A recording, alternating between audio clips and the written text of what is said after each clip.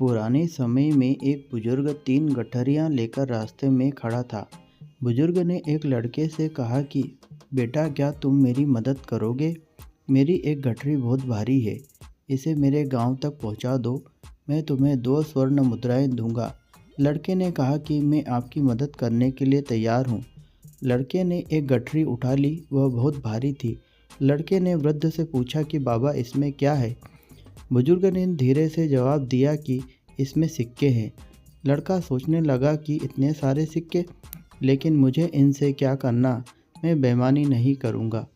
दोनों आगे बढ़ते रहे। कुछ देर बाद वे एक नदी के किनारे पहुँच गए। उन्हें नदी पार करना थी। लड़का नदी में उतर गया, लेकिन बुजुर्ग किनारे पर ही खड़ा था। बुजुर्ग ने कहा कि मैं नदी में 2 गठरियाँ उठाकर चल नहीं सकता। क्या तुम मेरी एक और गठरी उठा सकते हो? लड़के ने हाँ कर दी।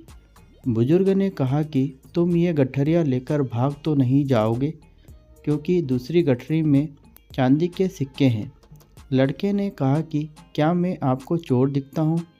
मैं एक ईमानदार इंसान हूँ, मुझे धन का लालच नहीं।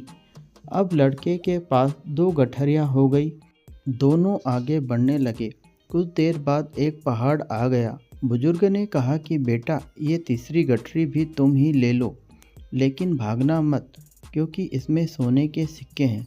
लड़के ने कहा कि आप चिंता ना करें, मैं लालची नहीं हूँ। बुजुर्ग ने तीसरी गठरी भी उस लड़के को दे दी। अब वह लड़का तेजी से चलने लगा। बुजुर्ग काफ़ी पीछे रह गया।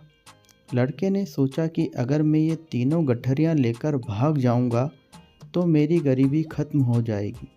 बुजुर्ग तो मुझे पकड़ भी नहीं पाएगा। यह सोचकर वह तीनों गठरियाँ लेकर भाग गया। लड़के ने घर पहुंचकर गठरियाँ खोली तो उसमें मिट्टी के सिक्के थे। यह देखकर वह हैरान था। उसने सोचा कि उस बुजुर्ग ने मुझसे झूठ क्यों बोला। तभी उसे सिक्कों के साथ एक चिट्ठी भी मिली।